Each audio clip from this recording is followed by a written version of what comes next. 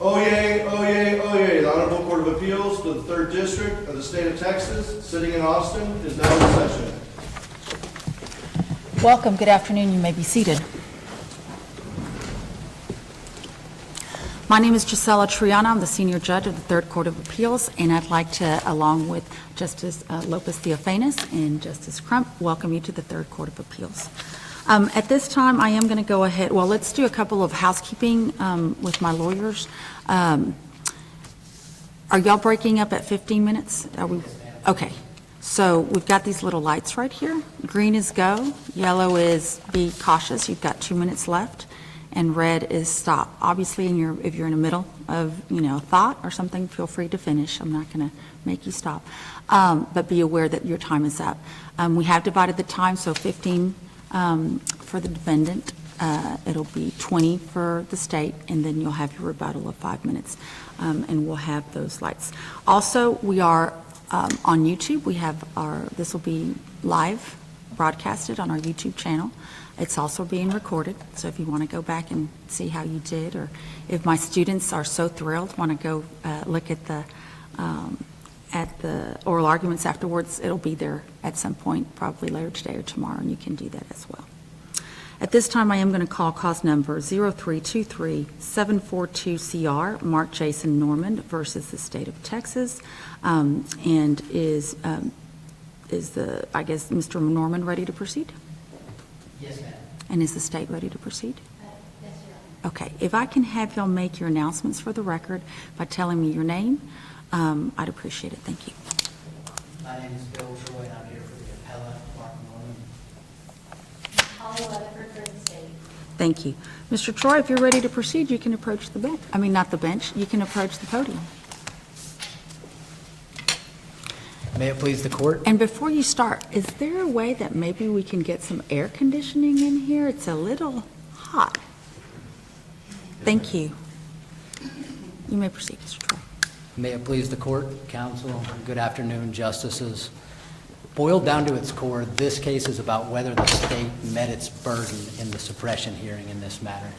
And I think in order to analyze that, the threshold issue that has to be discussed is what standard of review the court should employ.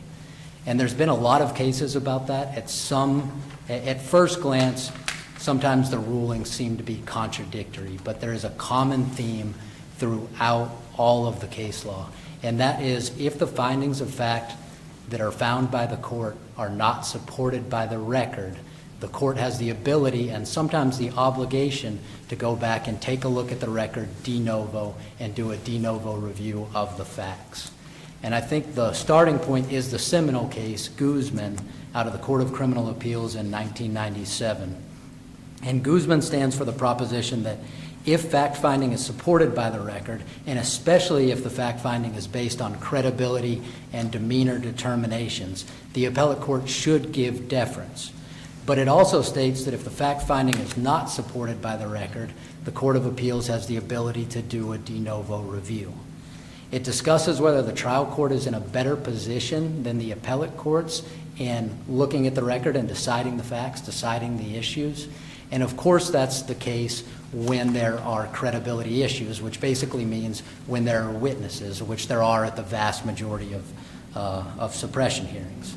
The state seems to agree with that, and in page 9 of their brief, they said Guzman's deferential standard does not require a reviewing court to ignore admitted evidence, such as a videotape, when such evidence does not support the lower court's fact-finding.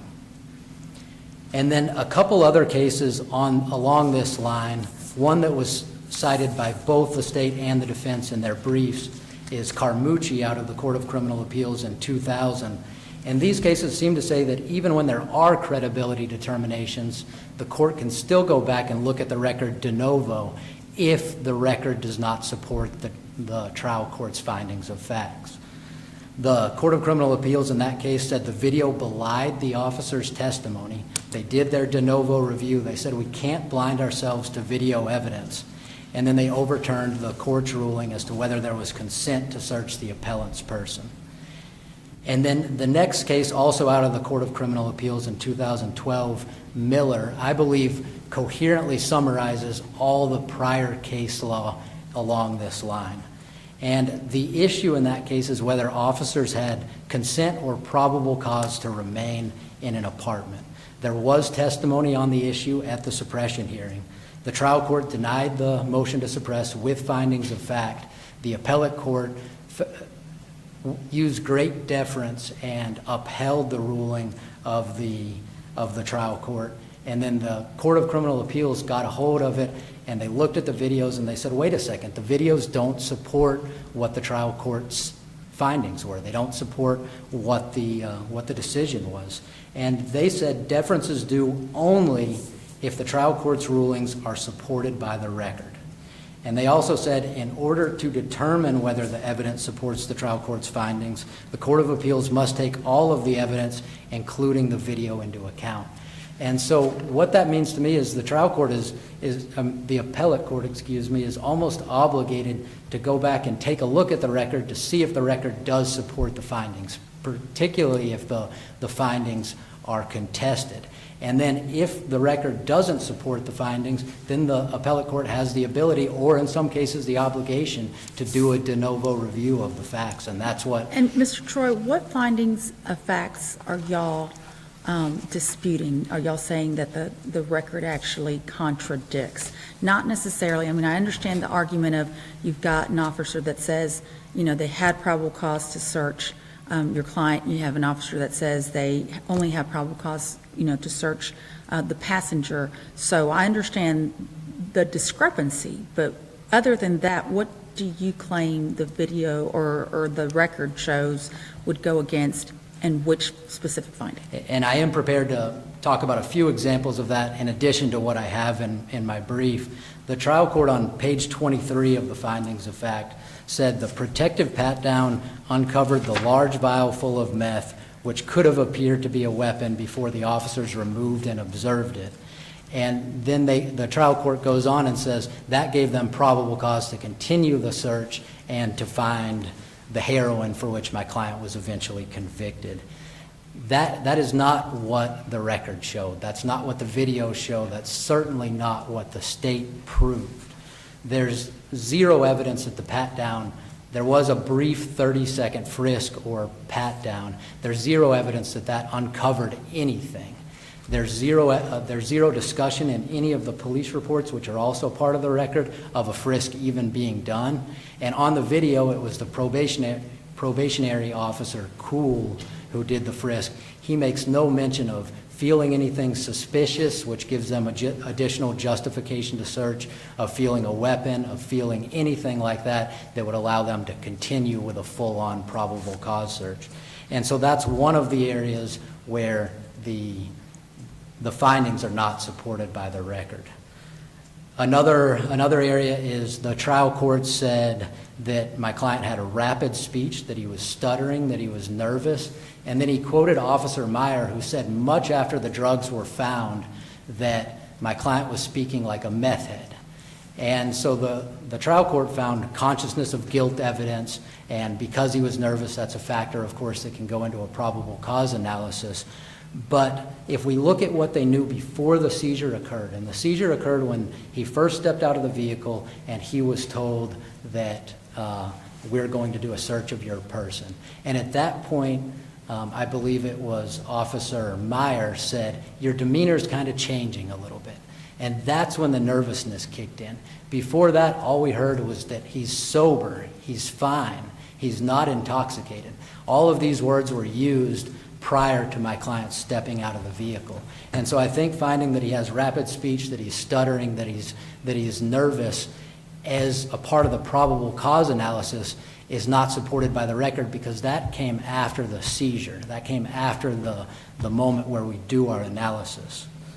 Another example is the trial court said that my client was not warned for his driving without a license infraction. And I don't believe the record upholds that. And again, I don't believe that the state proved that.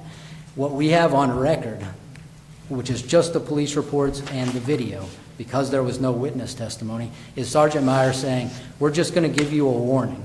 I'm not going to hit you with a ticket. You've got bills to pay. And this is all in the context of my client having expressed twice that he was concerned about his license status going forward.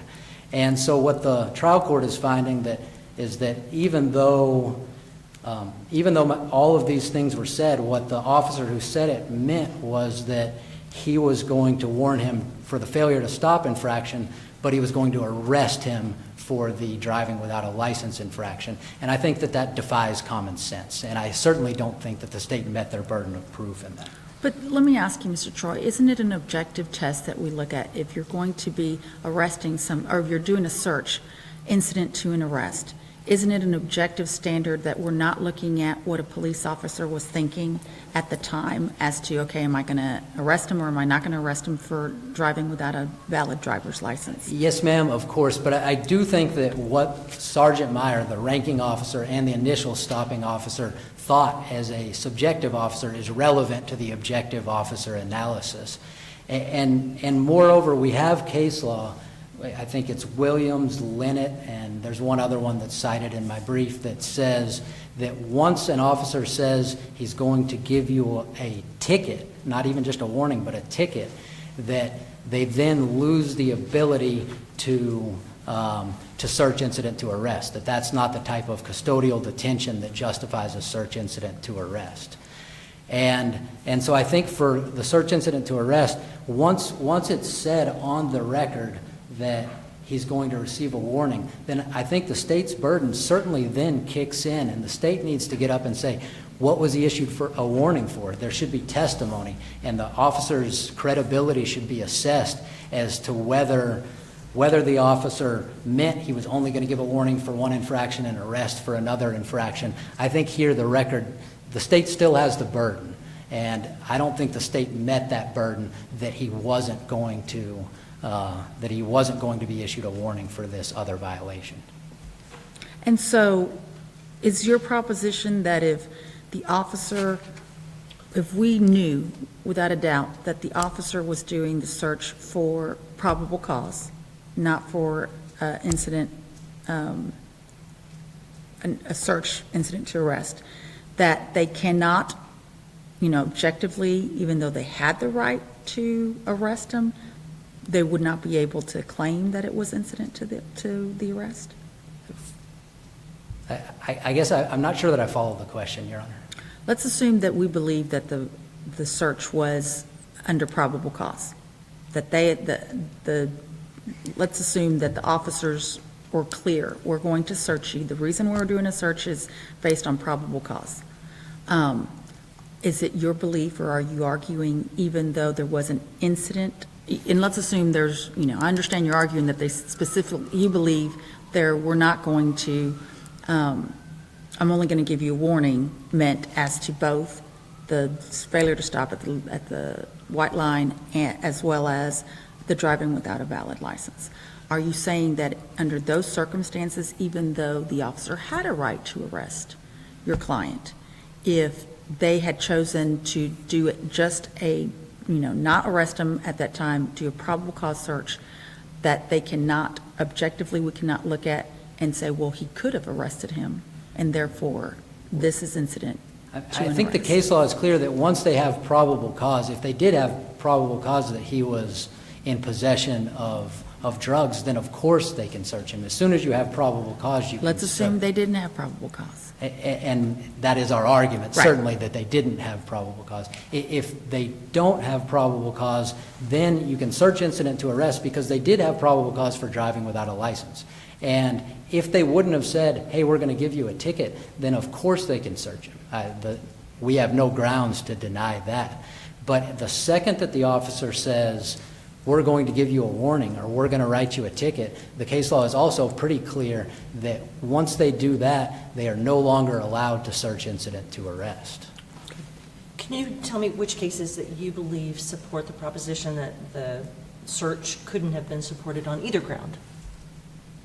On probable cause or... Incident. And so probable cause, I think the primary case is D. Ray, which we cited in our brief, which says you can't search just because you have probable cause on a passenger in a vehicle or an occupant of a vehicle, I believe they say, or because you have probable cause on a vehicle, doesn't mean you have probable cause for all occupants of the vehicle. There's case law that says that probable cause is, and let me find that site,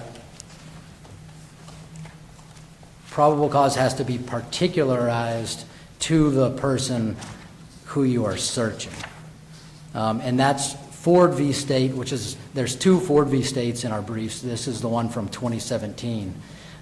Probable cause is a reasonable ground for belief of guilt that is particularized with respect to the person to be searched or seized.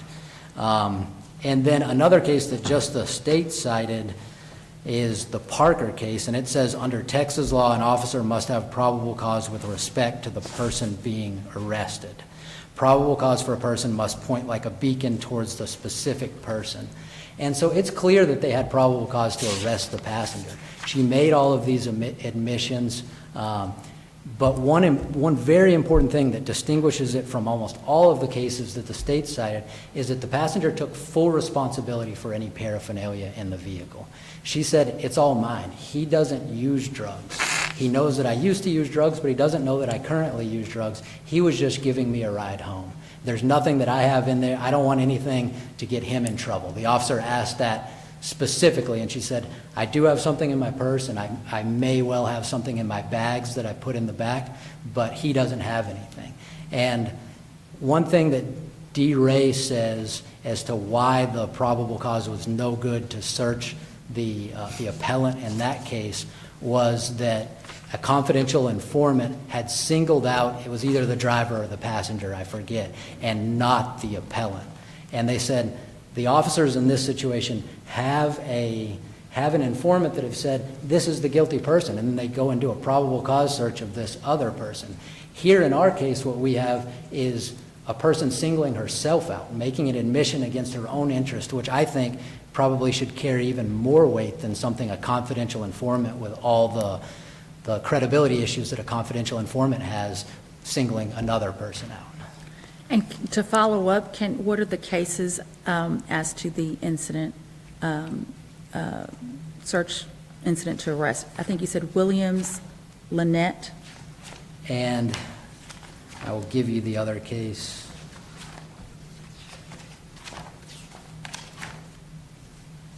And Thomas is the other case, all three of which I believe In your brief? are cited in my original brief. And what those cases, Williams says that once a ticket has, this is the first footnote in Williams, once an officer has said, I'm going to issue a ticket, that they can no longer, oh, and I see I'm blinking red, I wasn't paying attention to that. That's okay, I'll let you finish. Once the officer says he's going to issue a ticket, that's not the type of custodial arrest that's envisioned for a search. And they're differentiating the other two cases, Lynette and Thomas, and both Lynette and Thomas had the situation where a ticket was being issued, and so the appellate court found that there was not probable cause, or there wasn't justification for search incident to arrest because that was the type of detention it was. Okay, thank you. Thank you. Ms. Weatherford?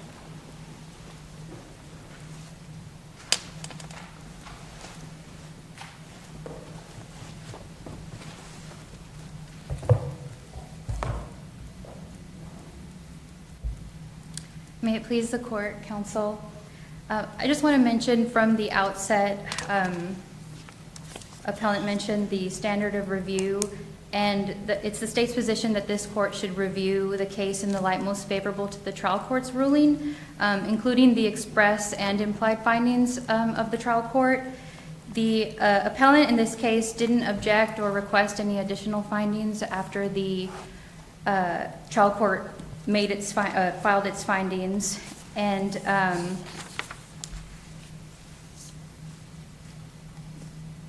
just wanted to mention that. Furthermore, the trial court in this case did have authority to review the evidence that the state presented at the suppression hearing, both the reports from the officers and the video, and the trial court was also justified under several theories mentioned in the state's brief to find probable cause in this case, and that was search incident to arrest under the totality of the circumstances and as a protective pat-down as well. I'm sorry, did you have a question? No, go ahead. Oh, okay. As far as the search incident to arrest, it was a proper search incident to arrest in this case because the officer, of course, observed him committing a traffic offense, so he had reasonable suspicion to pull him over. The appellant admitted to having no driver's license, and that's an arrestable offense. So right at that point, the officers had probable cause to arrest the appellant. The officers performed their search, and they formally arrested the appellant just a few minutes following the search. And so the officers, as you were mentioning, the subjective motivations that the officer has for arresting don't come into play when you're talking about search incident to arrest. So he had probable cause to do this as a search incident to arrest. There was probable cause to arrest before the search, and the search was done close in time to the search as well. Can I ask you a question related to that? though? Sure. Isn't the weapons frisk supposed to be fairly limited? And are there any cases that would suggest that they could or should be used to justify search and seizure? As far as the protective pat-down, the officer did do a limited search, but there is case law that if you do feel something that could be a weapon, then they can get into the pocket. And that's what happened here. The probationary officer is doing the pat-down, and the trial court actually made a finding that it was reasonable for the officer to believe, based on the very large bulge that the appellant had, that there could be some sort of weapon in there. If you go back and look at the video, the appellant had a very large number of items in his pocket. So when you look at that, it is reasonable for the officer to believe that he would have had a weapon in his pocket. But we don't have anywhere in the record that an officer thought that it might be a weapon, correct? As far as a statement from the officer, no, Your Honor. Okay. But like you said, it is an objective standard when we go back and look at the facts and look at the video.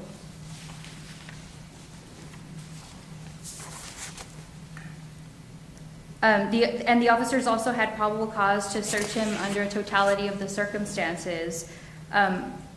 As mentioned in our brief, under the automobile exception, a warrantless search is permitted of a vehicle if it's readily mobile and there's probable cause to believe that the vehicle contains contraband, which here the officer did. There's a multitude of facts that were listed out in the trial court's findings that showed that the officer did have probable cause to search appellant. And while you don't have to have particularized suspicion on the defendant, we did in this case. There was a 911 call that came in that there was an intoxicated female slamming bottles of liquor at the Twin Liquors, and the officer responded, and when he got there, he noticed that their vehicle was parked skewed. He followed them. Before he followed them, actually, upon I guess noticing that the officer was there, they took off real fast, and the officer observed him fail to stop at the white stop line. When he approached them, he confirmed that the passenger inside the vehicle was the same woman that was at the Twin Liquors. Both of them were sweating profusely despite the air conditioner, and like appellant said, the officer noted that appellant, right at that moment when he approached, was speaking really quickly, and he described it like a meth head. Appellant admitted that he had no driver's license, and the officer observed a needle in the passenger's purse. She admitted to being a heroin user. Well, let me talk about that just Sure. a little bit, if you don't mind pausing there. With regard to the contraband found on the passenger, are there any cases that would help us to understand whether or not that should be considered in terms of the search of the driver? Contraband found on the passenger, could that be used to support the search and seizure of the driver? Right, specific? well, we're looking at a totality of the circumstances here, so it's a factor to be considered. If we're talking about the case that appellant is talking about, we're not saying that just because she had a needle in her purse that's an automatic search of the driver. We're saying, if the Supreme Court in Wyoming v. Houghton said if you have probable cause to search a vehicle, you can search the vehicle and all containers within the vehicle. So appellant's pocket would be a container that's within the vehicle. There's other cases, there's Court of Criminal Appeals case that says the odor of marijuana would allow for probable cause to search a vehicle. And courts of appeals have also found that the odor of marijuana could,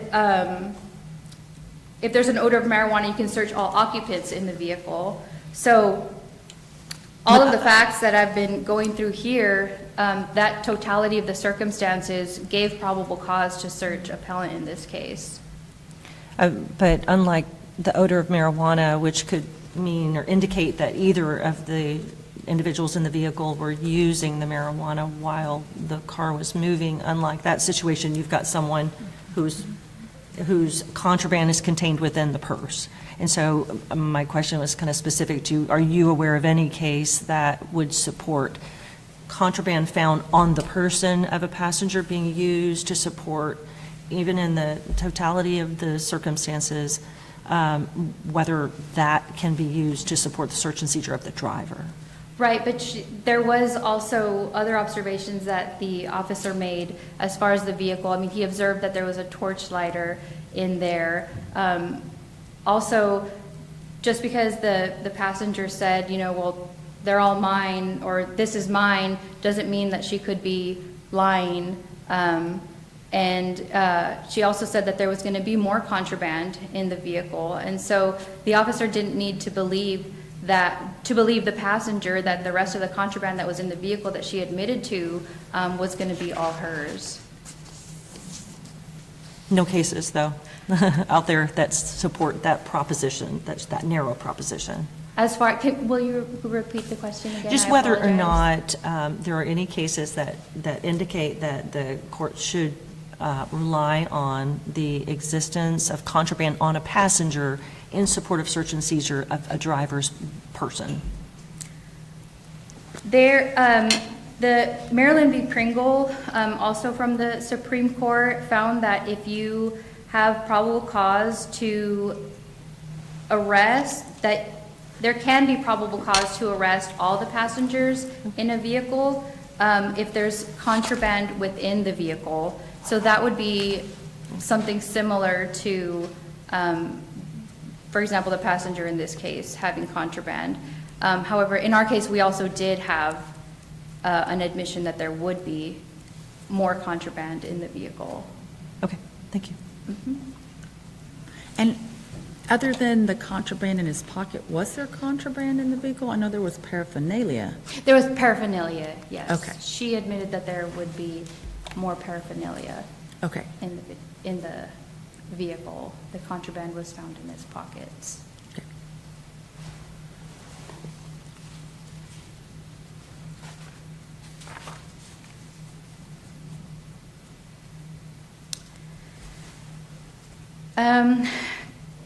Going back to the protective pat-down,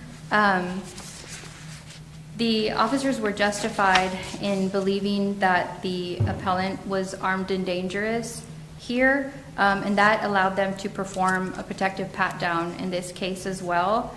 And again, the test is objective. So again, the reasonableness for the stop is not in question, and the officer had authority to ask appellant to exit the vehicle. It was a nighttime roadside stop involving drugs, and the Supreme Court has consistently recognized that investigative detentions in vehicles are especially fraught with danger. So when the officer asked appellant to get out of the vehicle, he, again, as I mentioned earlier, immediately noticed that large bulge. When the officer asked him what was in it, I think the officer described it as he immediately took a bladed stance, trying to hide the pocket from the officer. He was trying to stick his hands in the pocket. Officer had to remove it. So considering all of that, it was reasonable for the officer to believe that appellant had or was concealing a weapon. And again, when the probationary officer was performing the pat-down, there was a reasonable inference that the appellant's pocket contained a weapon, considering the amount of items that he had in there. And the trial court did make a finding that prior to removing the clear vial with methamphetamine, that the officer could have believed that it was a weapon.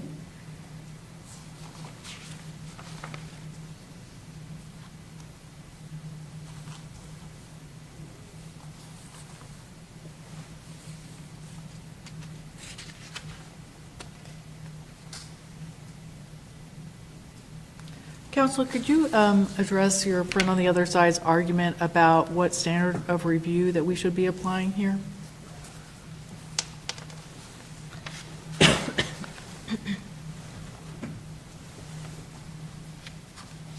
So in reviewing a motion to suppress, of course, appellate courts apply the bifurcated standard of review, and the appellate court gives almost total deference to the trial court's findings, and the mixed questions of law to fact that don't rely on credibility are reviewed de novo. And it's our position that this court should review the case in the light most favorable to the trial court's finding in this case. I think when appellant is mentioning several of the facts and the facts that he contests in this case, he's looking at them in the light most favorable to the defendant or to the appellant. And after the trial court filed its findings of fact and conclusions of law, the appellant didn't object to those findings, and he didn't request any additional findings under Rule of Civil Procedure 298. So I think it was this court in Powell v. State. It's an unpublished case, but this court held that where a trial court makes no specific findings in that case it was regarding no specific findings regarding the length of a delay of a traffic stop, but the court said that a reviewing court can assume that the trial court made any implied findings that are necessary to support the ultimate ruling, as long as they're supported by the record. And if we have an officer's report and we have a video, the trial court's findings in this case, if we go back and look at the video, are all supported by the video. This court in that Powell case, and the citation is 2011 Tex App Lexus 7601. It's cited to a Court of Criminal Appeals case of Altiera, where the Court of Criminal Appeals stated that despite the lack of an explicit factual finding on a contested fact issue, a reviewing court still must view the totality of the facts in the light most favorable to the trial court's ruling. So when we're looking at the facts of this case, we're looking at them in the light most favorable to the trial court's ruling. But is the standard, do you agree the standard of review is de novo or abuse of discretion? Or, I mean, when you say that it's bifurcated, what do you mean? Well, in this case, we're looking at it in the light most favorable to the trial court's ruling. I know appellant mentioned the fact that there's a video. However, there's not. I think the video can be reviewed de novo when the facts don't support what's in the video. If we look at the video, I think the facts are, all the findings of facts made by the trial court are supported by the video. But if we did not, then we would review de novo. You agree with that suggestion? Did not what? I'm sorry. If we review the video and determine that it is objectively inaccurate, the finding by the court, then we would review de novo, correct? Correct. Even if this case were reviewed de novo, there's still more than enough to show probable cause under any of the theories that the the trial court made findings on in this case.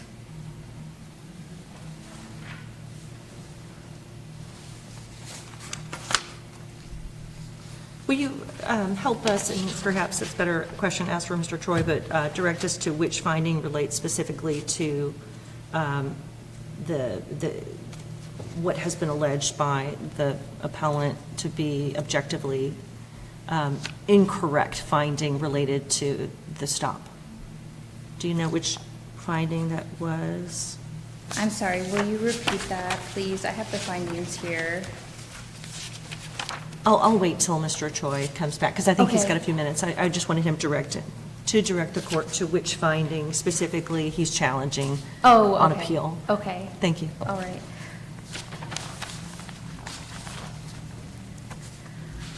Well, if there aren't any further questions, I'll just mention that the touchstone of the Fourth Amendment is reasonableness. And when you do look at everything, as we've been talking about, in the light most favorable to the trial court's ruling, and you consider the combined and cumulative force of the evidence and the information known to the officers, as well as reasonable inferences from that evidence and information, the trial court had more than what is necessary to constitute probable cause in this case. And so the state would respectfully ask that you affirm the trial court's judgment in this case. Thank you. Thank you, Mrs. Weatherford. Mr. Troy, I guess you know what question I'm going to ask you, and if you I will start there. give you a little heads up. And so it's finding number 36, but the particular part is at the bottom of page 23. Thank you.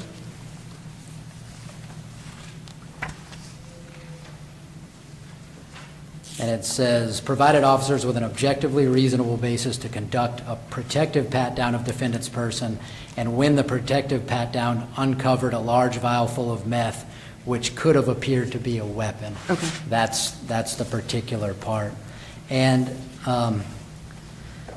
the state just indicated that if they feel something, then they can continue the search, and that's an objective, that should be under an objective standard. I don't see how that's the case.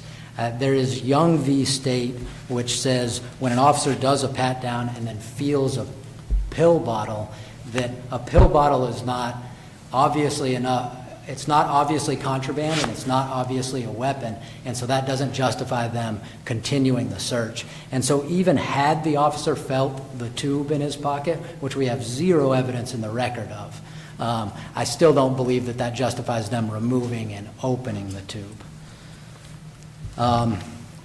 Another point addressed by the state is Maryland v. Pringle as evidence of your question, Justice Crump, as to whether if you find contraband on one person, it can go towards probable cause of another person. In Maryland v. Pringle, the court found in that case that there was evidence of drug dealing and a common enterprise, and no one occupant of the vehicle took responsibility for the contraband that was found in the vehicle, and that was the justification in Maryland v. Pringle for allowing probable cause search of each of the occupants' persons.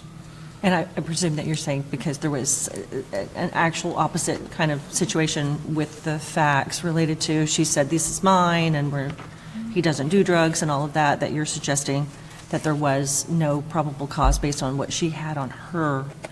Yes, Is that ma'am. correct? In our case and in D. Ray, one person was singled out. In Maryland v. Pringle, which the state cites, no one person was singled out. There was evidence of a common enterprise and drug dealing, but nobody, the police officers didn't have any information as to which person was responsible. I wanted to ask you as well about the standard of review that you're promoting, that we apply in this case. So of course, digital and recorded evidence is increasingly available in these types of cases. And it appears that the finding of the trial court in this case was that the officer was going to give the defendant a warning for failure to stop at the stop sign, but not for the driving without a license offense. And did I understand your argument correctly that what you're asking us to do is to view the video ourselves And to interpret what the statement, I'm just going to give you a warning, what offense that applies to. And I guess my question to you is, now, how does what you're proposing impact sort of the traditional division of labor between a trial court and an appellate court? Because traditionally, we think of the trial court as being the finder of fact. And of course, now we're more and more faced with this type of evidence. So how are we supposed to balance those competing interests? Yes, ma'am. And that, I believe, is why there have been so many cases on this issue. And a lot of the cases have dissents that are very, very against what the majority is doing with the de novo review, because they're concerned about exactly that question as to division of labor. And who's really, rather than division of labor, who's in the better position to view the evidence. But one thing the case law has been resoundingly clear on is that if the record doesn't support it, and again, the standard that we keep seeing over and over again comes from Guzman, especially when there's no credibility determinations. And so appellate courts should be much more reluctant if there are credibility determinations, which to me means the same thing as if there are witnesses in overturning a trial court's fact findings than if there's not. But particularly if there's no witnesses and no credibility determinations and the facts dispute the trial court's fact findings, if the record disputes the trial court's fact findings, the case law is clear that the trial court goes back and reviews the videos, and if there's a dispute, then it's a de novo review. May I ask, though, is there a case that supports is there a de novo review of all of these findings? Because I think I'm hearing you say that you have a particular concern about 36. And so do we review 36 de novo and give deference to the court's findings and conclusions with respect to everything else? And so 36 is especially important as to the pat-down issue. But then there's two other justifications, probable cause and search incident to arrest. As the search incident to arrest, we're asking for a de novo review as to whether the state met their burden that a warning was not being issued to my client for DWLI. And as to probable cause, I believe there's multiple in my brief, but one of them is sweating.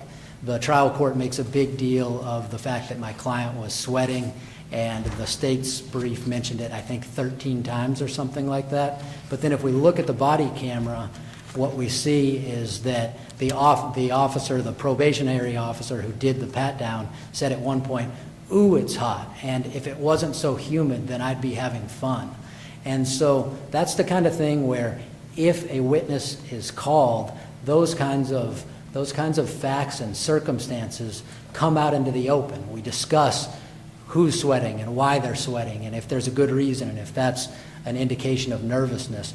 But if we don't have that witness testimony, then I think that's when the appellate court has to come in and look at the record and say, was this justified? Is that a reasonable factor for the trial court to rely upon? And we don't believe that it is. Okay, thank you. Any other questions? Okay. Thank you, Mr. Troy. Thank you, Justices. At this time, we will submit 0323742 CR, Mark Jason Norman versus the State of Texas. Thank y'all very much. Y'all are excused. Thank you.